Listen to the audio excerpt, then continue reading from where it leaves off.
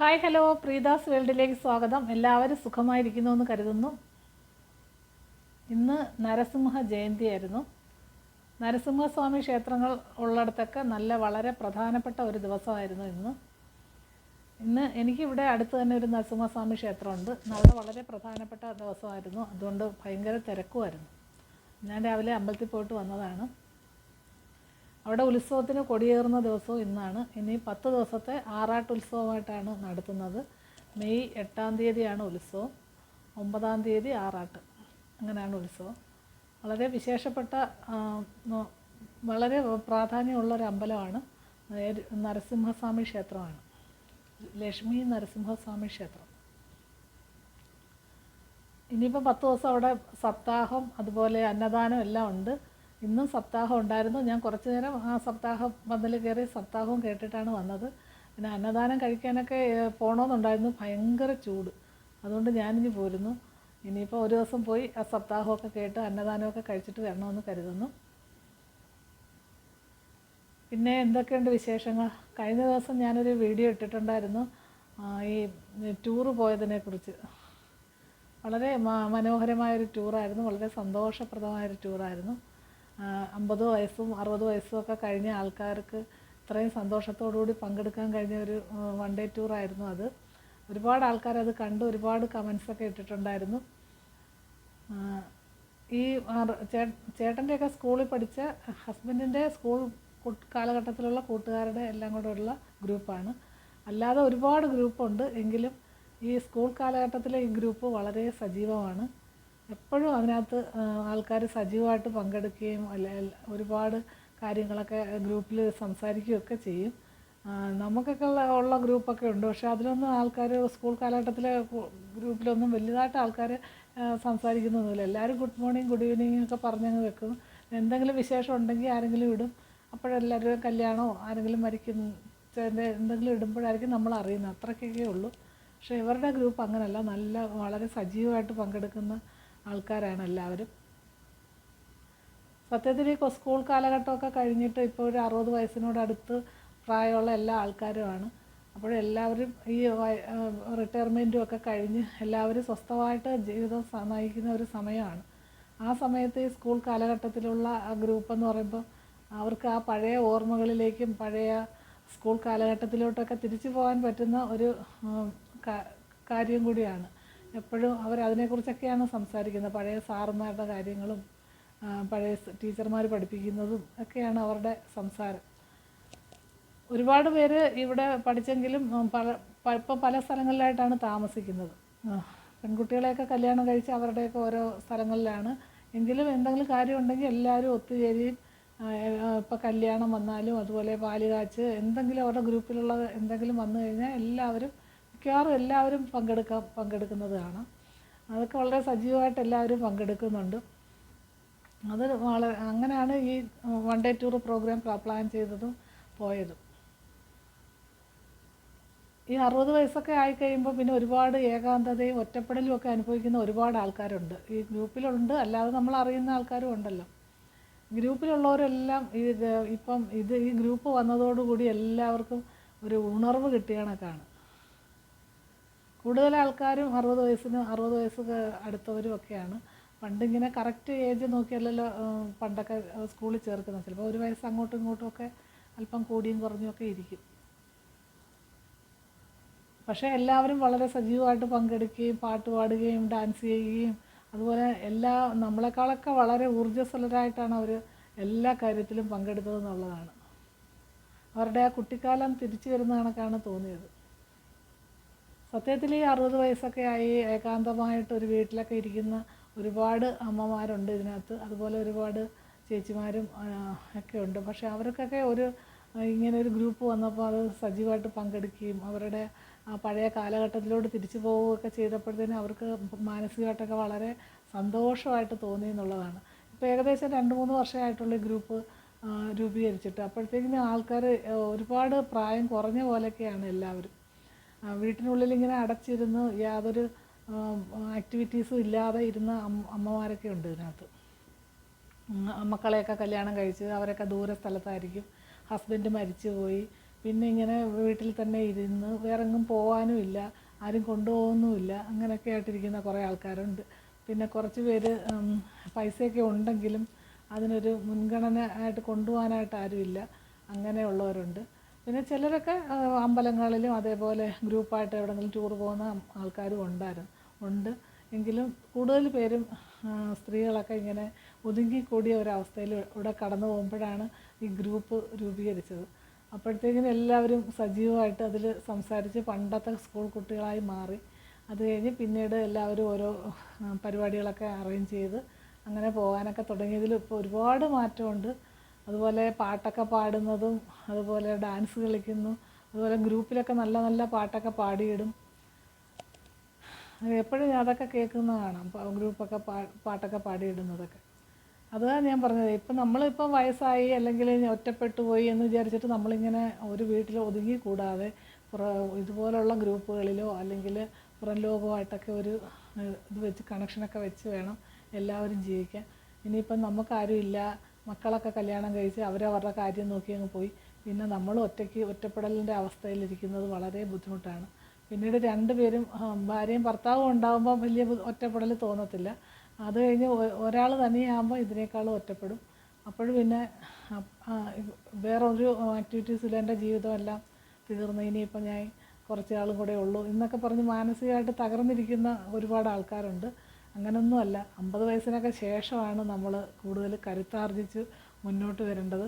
എന്നുവെച്ചാൽ ആ ചെറുപ്പകാലത്തിലൊക്കെ നമുക്ക് ജീവിത ബുദ്ധിമുട്ടുകളായിരിക്കും, പല പല ബുദ്ധിമുട്ടുകൾ. എന്ന് വെച്ചാൽ കുട്ടികളെ പഠിപ്പിക്കണം, പിന്നെ വീട്ടിലെ കാര്യങ്ങൾ, വീട്ടു ചിലവിൻ്റെ, അതുപോലെ ഉദ്യോഗസ്ഥരാണെങ്കിൽ ഉദ്യോഗത്തിന് പോകുന്നതിൻ്റെ, അങ്ങനെ പല പല പ്രശ്നങ്ങളിലൂടെ ആയിരിക്കും ആ സമയത്ത് നമ്മൾ കടന്നു പോകുന്നത്. അപ്പോഴത്തേന് ജീവിതത്തിൻ്റെ തിരക്കുകളിൽ മുങ്ങി നമ്മളൊന്നിനും പോകാൻ സമയം കിട്ടത്തില്ല. പിന്നീട് ഇപ്പോൾ ഈ വയസ്സായി ഒരു 60 വയസ്സെന്ന് പറയാൻ പറ്റത്തില്ല, ഒരു മധ്യവയസ്സൊക്കെ കഴിഞ്ഞ സമയമാകുമ്പം ഇനിയിപ്പോൾ സമയമില്ല, എല്ലാം കഴിഞ്ഞു എന്ന് പറഞ്ഞിരിക്കരുത്.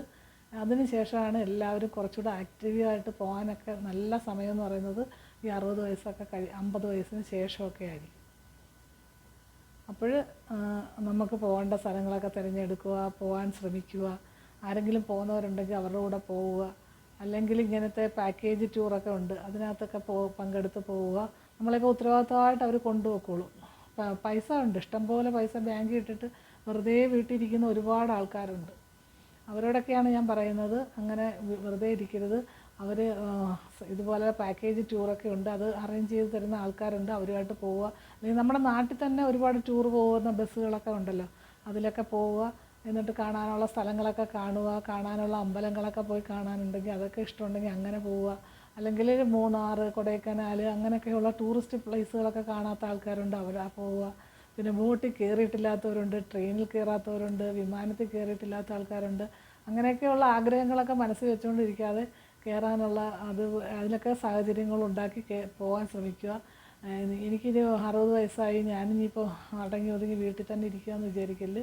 ഇനിയാണ് നമ്മുടെ ഒരു അടുത്ത യൗവനം സ്റ്റാർട്ട് ചെയ്യുന്നതെന്നുള്ള രീതിയിൽ ആക്റ്റീവായിട്ട് എല്ലാവരും അങ്ങനെയൊക്കെ പങ്കെടുക്കുക. പിന്നെ ജീവിതത്തിൻ്റെ കുത്തൊഴുക്കിൽ, ജീവിതത്തിൻ്റെ ഇതിൽ പല പല ബുദ്ധിമുട്ടുകളും മാനസിക പ്രയാസങ്ങളും ഒക്കെ എല്ലാവരുടെ ജീവിതത്തിലും ഉണ്ടാവും. അതിപ്പോൾ ഹസ്ബൻഡിൻ്റെ മരണമായാലും, മക്കളുടെ ഇതായാലും, അതുപോലെ മക്കളുടെ വിവാഹം, അങ്ങനെ പല പല പ്രശ്നങ്ങളും എല്ലാവരുടെ ജീവിതത്തിലും ഉണ്ടാവും. പ്രശ്നങ്ങളില്ലാത്ത ഒരു മനുഷ്യൻ പോലും ഇല്ല, എല്ലാവർക്കും പ്രശ്നങ്ങളുണ്ട്. പിന്നെ ഈ പ്രശ്നങ്ങളെല്ലാം തീർന്നിട്ട് പോകാമെന്നും പറഞ്ഞിരിക്കുന്ന കുറച്ച് ആൾക്കാരുണ്ട്, അതൊരിക്കലും നടക്കത്തില്ല. അത് പ്രശ്നങ്ങളൊക്കെ ഒരു സൈഡിൽ കൂടെ വന്നും പോയൊക്കെ ഇരിക്കും. നമ്മൾ പോകാനുള്ളിടത്തൊക്കെ പോകാൻ പറ്റുന്ന സമയത്ത് പോവുക. ഉത്തരവാദിത്തമായിട്ട് ആരെങ്കിലും കൊണ്ടുപോകാനുള്ളവരുടെ കൂടെ പോവുക. ചിലപ്പോൾ അസുഖങ്ങളൊക്കെ ഉണ്ടെങ്കിൽ, ചെറിയ അസുഖങ്ങളൊക്കെ ഉള്ളവരാണെങ്കിൽ ഇച്ചിരി നല്ല നമുക്ക് അറിയാവുന്ന ആൾക്കാരുടെ കൂടെ വേണം ടൂറൊക്കെ പോകാൻ. അതേപോലെ ചിലർക്ക് ടൂർ പോകാൻ ഇഷ്ടമല്ലെങ്കിൽ വേറെ അമ്പലങ്ങളൊക്കെ കാണാൻ ഇഷ്ടമുണ്ടെങ്കിൽ അങ്ങനെ പോവുക. അല്ലെങ്കിൽ എന്തെങ്കിലും പഠിക്കാൻ താല്പര്യം ഉണ്ടെങ്കിൽ അതൊക്കെ ചെയ്യുക. ഇപ്പം നാരായണീയം, അതേപോലെ ഭഗവത്ഗീതയുടെ ക്ലാസ്, വിഷ്ണു സഹസ്രനാമം, അതൊക്കെ വായിക്കാൻ താല്പര്യമുണ്ട്, പക്ഷേ പഠിക്കാൻ പറ്റിയില്ല എന്ന് വിചാരിച്ചിരിക്കുന്ന ഒരുപാട് അമ്മമാരുണ്ട്. അവരോടൊക്കെ ഞാൻ പറയുന്നത്, അതിപ്പോൾ ഓൺലൈനായിട്ട് ഒരുപാട് പഠിപ്പിക്കുന്നുണ്ട്, അതിൽ കയറി പഠിക്കാൻ താല്പര്യമുണ്ടെങ്കിൽ ഇരുന്ന് പഠിക്കുക.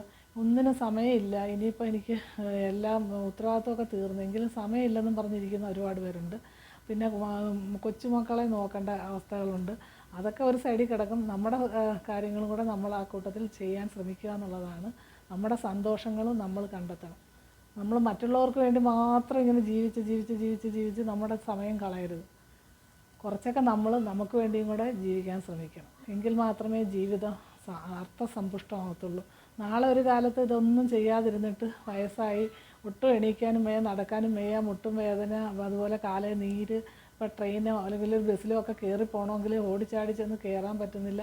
ആ അവസ്ഥയിൽ ആലോചിക്കുമ്പോൾ അയ്യോ അന്ന് എനിക്ക് ഇതിലൊന്നും പോകാൻ പറ്റിയില്ല, അന്നൊന്ന് പോകണ്ടായിരുന്നു എന്ന് വിചാരിച്ചിട്ട് പിന്നെ കാര്യമില്ല. അതുകൊണ്ട് നമ്മൾ പോവേണ്ട സമയം അതിക്രമിച്ചിരിക്കുകയാണ്. അതുകൊണ്ട് പോകേണ്ടവരൊക്കെ എളുപ്പം 50 വയസ്സ് കഴിഞ്ഞിട്ട് പോകാനായിട്ട് ഇരുന്ന ആൾക്കാരൊക്കെ ഉണ്ടെങ്കിൽ അവരൊക്കെ ഇനി 50 വയസ്സൊക്കെ കഴിഞ്ഞവർ പെട്ടെന്ന് പോകാൻ ശ്രമിക്കുക. 50 വയസ്സൊക്കെ കഴിയുമ്പോഴാണ് നമ്മുടെ ജീവിതത്തിലെ ഉത്തരവാദിത്തങ്ങളൊക്കെ തീർന്ന് സ്വസ്ഥമായിട്ടിരിക്കുന്ന സമയം. ആ സമയത്ത് നമ്മൾ അടിച്ചു പൊളിച്ച് ജീവിക്കുക എന്നുള്ളതാണ് എനിക്ക് പറയാനുള്ളത്. ഇപ്പം തന്നെ ആ ടൂറ് വന്നതിൽ ഒരുപാട് പേര് ഒറ്റയ്ക്ക് താമസിക്കുന്നവരും അതുപോലെ ഹസ്ബൻഡ് മരിച്ചവരും മക്കളൊക്കെ വിദേശത്തുള്ളവരും ഒക്കെ ആയിരുന്നു. എന്നാലും അവരൊക്കെ എൻജോയ് ചെയ്ത് വളരെ പാട്ടൊക്കെ പാടി ഡാൻസൊക്കെ കളിച്ച്, അതുപോലെ മരത്തിലൊക്കെ കയറാനുള്ളവർ അതിലൊക്കെ കയറി, വെള്ളത്തിൽ ഇറങ്ങാൻ പേടിയുള്ളവർ വെള്ളത്തിലൊക്കെ ഇറങ്ങി, അങ്ങനെ ഒരു ദിവസം അവർ എല്ലാം മറന്ന് ആസ്വദിച്ചു എന്നുള്ളത് അവർക്ക് അത്രത്തോളം എനർജി കിട്ടുകയാണ് ചെയ്യുന്നത്. അപ്പം നമുക്ക് ആഹാരം കഴിക്കുന്നതിനേക്കാളും മാനസികമായിട്ടുള്ള സംതൃപ്തിയാണല്ലോ ഏറ്റവും വലുത്. അപ്പോൾ മനസ്സിന് സന്തോഷം വന്നു കഴിഞ്ഞാൽ എല്ലാം ആയെന്നാണ്. അപ്പോൾ മാനസികമായ സന്തോഷം കിട്ടാനുള്ള എല്ലാ കാര്യങ്ങളും നമ്മൾ ചെയ്യണം. അതുപോലെ 50 വയസ്സായി 60 വയസ്സായി ഇനിയിപ്പോൾ ഞാനൊന്നും ചെയ്യുന്നില്ല എന്നും പറഞ്ഞ് ആരും മൂലയിൽ കൂടി ഇരിക്കാൻ പാടില്ല. എല്ലാവരും അടിച്ച് പൊളിച്ച് നമ്മുടെ ഇനിയുള്ള ജീവിതം സന്തോഷപ്രദമാക്കാൻ ശ്രമിക്കുക. അതിനകത്ത് ഇനി പൈസ ഇല്ലെന്നോ അല്ലെങ്കിൽ സമയമില്ലെന്നോ പറഞ്ഞ് സമയം കളയരുത്. പൈസയൊന്നും ഒരുപാട് സമ്പാദിച്ച് വെക്കേണ്ട ഒരു കാര്യമില്ല. നമ്മൾ ആസ്വദിച്ച് ജീവിച്ച് കഴിഞ്ഞിട്ട് എല്ലാം ബാക്കിയുണ്ടെങ്കിൽ മക്കളെടുത്തോട്ടെ. മക്കളെ നന്നായിട്ട് പഠിക്കാൻ വിടുക, അവർക്ക് നല്ലൊരു ജോലി പഠിക്കാൻ ഉള്ള കാര്യങ്ങളൊക്കെ ചെയ്തു കൊടുക്കുക എന്നല്ലാതെ അവർക്ക് വേണ്ടിയിട്ട് ബാങ്കിൽ കുറേ പൈസ ഇട്ടിട്ട് നമ്മുടെ ജീവിതം ഒന്നും ചെയ്യാതെ സമയം കളഞ്ഞ് നല്ല വസ്ത്രവും ഉടുക്കാതെ നല്ല ആഹാരവും കഴിക്കാതെ നല്ല സ്ഥലങ്ങളും പോയി കാണാതെ ഇങ്ങനെ ദുഃഖിച്ചിരുന്നിട്ട് ലാസ്റ്റ് അവർ ചോദിക്കും അമ്മയ്ക്ക് എന്തായിരുന്നു അന്ന് പൊക്കൂടായിരുന്നോ, ഞങ്ങളെ നോക്കി എന്തിനാണ് ഇരുന്നതെന്ന് അവർ ചോദിക്കും. അന്നേരമായിരിക്കും നമ്മൾ ആലോചിക്കുന്നത് അയ്യോ കഷ്ടമായിപ്പോയി, പൈസ കുറേ ബാങ്കിലിട്ട് വെച്ചുകൊണ്ടിരുന്നിട്ട് ഒരു പ്രയോജനം ഇല്ലാതായിപ്പോയല്ലോ എന്ന് അന്ന് ചിന്തിച്ചിട്ട് കാര്യമില്ല. അതുകൊണ്ട് പോകാനുള്ള സ്ഥലങ്ങളൊക്കെ പോയി കാണുക, കാണാനുള്ള സിനിമകളൊക്കെ കാണാൻ താല്പര്യമുണ്ടെങ്കിൽ അതൊക്കെ പോയി കാണുക, നല്ല നല്ല പുസ്തകങ്ങളൊക്കെ വായിക്കാൻ താല്പര്യമുള്ളവർ അതൊക്കെ വായിക്കുക. പിന്നെ നല്ല കാര്യങ്ങളൊക്കെ പഠിക്കാൻ പുതിയതായിട്ട് നമുക്ക് എന്തെങ്കിലും പഠിക്കണമെന്ന് തോന്നുകയാണെങ്കിൽ ഇപ്പോൾ കമ്പ്യൂട്ടർ അറിഞ്ഞുകൂടാത്ത ഒരുപാട് അമ്മമാരുണ്ട്, ലാപ്ടോപ്പ് എങ്ങനെ ഉപയോഗിക്കേണ്ടതെന്ന് അറിയാത്ത അമ്മമാരുണ്ട്. അവരെ അതൊക്കെ പഠിക്കാൻ ശ്രമിക്കുക. എന്താ നമുക്ക് താല്പര്യമെന്ന് വെച്ചാൽ അതൊക്കെ ചെയ്യുക. ഇനി ഉള്ള സമയം നമ്മൾ ആർക്ക് വേണ്ടിയും കളയരുത്. ഇനിയുള്ള സമയം നമ്മൾക്ക് വേണ്ടി കളയുക എന്നുള്ളതാണ് എൻ്റെ അഭിപ്രായം. അതുകൊണ്ട് എല്ലാവരും കിട്ടുന്ന സമയം പാഴാക്കി കളയാതെ അവരവരുടെ ഇഷ്ടങ്ങൾക്ക് വേണ്ടി ജീവിക്കുക. ഇത്രയൊക്കെ മതി മറ്റുള്ളവർക്ക് വേണ്ടി ജീവിച്ചത്. ഇനിയുള്ള സമയം നമ്മൾക്ക് വേണ്ടി ജീവിക്കണം. അതിനൊരു യാതൊരു ബുദ്ധിമുട്ടും തോന്നരുത്. നമ്മൾ ഇനി മറ്റുള്ളവരെ നോക്കിയും അവർക്ക് വേണ്ടിയൊക്കെ ജീവിച്ച് നമ്മുടെ സമയം കളഞ്ഞിട്ട് പിന്നെ ലാസ്റ്റ് ഇരുന്ന് വിഷമിച്ചിട്ടൊന്നും ഒരു കാര്യമില്ല. അതുകൊണ്ട് ജീവിതം അടിച്ച് പൊളിച്ച് ഇനിയുള്ള സമയം ജീവിക്കുക.